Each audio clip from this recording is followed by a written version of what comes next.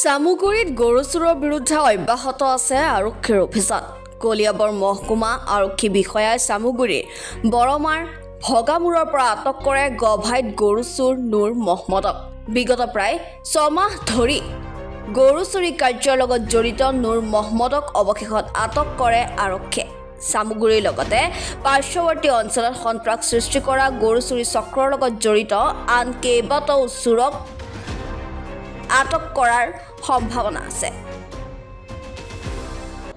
গৰু চোৰৰ বিৰুদ্ধে আমাৰ ইয়াতে কলিয়াবৰ অঞ্চলত আশে-পাশে অঞ্চলত গোটেই গৰু চোৰ নিয়মপূৰ্ণৰূপে নিষেধ কৰাৰ বাবে আমি যোৱা কেইবাদিনো চেষ্টা চলাই আছোঁ। গোটেইখিনি যিখিনি এই কেছ ক্ৰাইমত ইনভলভ আছে গোটেইখিনিকে ধৰাৰ কাৰণে আমি এইকেইদিন অভিযান চলাই আছোঁ।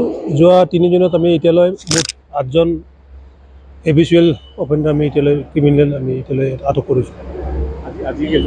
হয়, আজি এজন আমি সাধাৰণ পোছাকত গৈ গধূলি অলপ আগতে গৈ আনিছোঁ। তেওঁ এজন নুৰ মহম্মদ।